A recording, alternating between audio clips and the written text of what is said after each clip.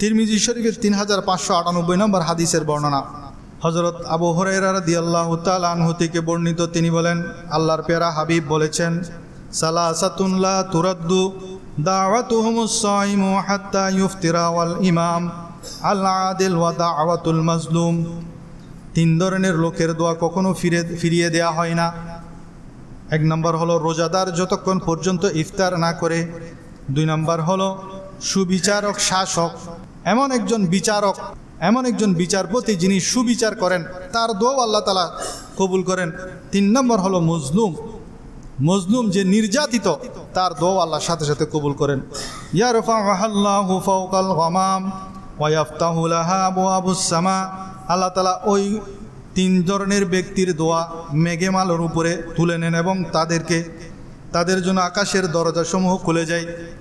এই তিন ধরনের ব্যক্তির দোয়া, মজলুমের দোয়া, ন্যায়পরায়ণ বিচারকের দোয়া এবং রোজাদারের দোয়া আকাশের উপর উঠে, তাদের জন্য আকাশের আসমানের দরজাসমূহ খুলে যায়। ওয়ায়াকুলুর রাব্বু ওয়া ইজ্জাতি লা আনসুরান্নাকা ওয়ালাউ বা'দা হিন। রব্বুল আলামিন বলেন, আমার মর্যাদার শপথ, আল্লাহ কসম করে বলেন, আমার মর্যাদার শপথ, আমি নিশ্চয়ই তোমার সাহায্য করব কিছু দেরি হলেও। মজলুম যখন দোয়া করে, দোয়া তো আসমানের উপর উঠে যায়, আসমানের উপর উঠার পর আসমানের দরজাসমূহ খুলে যায়, তখন আল্লাহ তাআলা বলেন, কসম করে বলেন, আমার মর্যাদার শপথ, তোমার দোয়া কবুল হয়েছে, তবে তোমাকে সাহায্য করতে আমার দেরিও হতে পারে, অবশ্যই সাহায্য আসবে। অনেক সময় সাহায্য মজলুমের দোয়া সাথে সাথে অনেক সময় কবুল হয় না। কেন?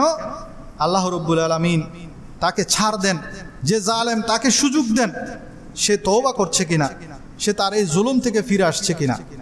কিন্তু যখন ফিরে আসে না, তখন আল্লাহ তাআলা পাকড়াও করেন। সেজন্য আমাদেরকে জুলুম থেকে বেঁচে থাকতে হবে। আল্লাহ তাআলা আমাদেরকে তৌফিক দান করুন। বুখারী শরীফের 1496 নম্বর হাদিস, আল্লাহ রাসূল বলেন, ওয়াত্তাকি দাওয়াতাল মাজলুম ফাইন্নাহু লাইসা বাইনাহু ওয়া বাইনাল্লাহি হিজাব। মজলুমের বদদোয়াকে ভয় করবে, কেননা তার বদদোয়া এবং আল্লাহর মাঝে কোনো পর্দা থাকে না।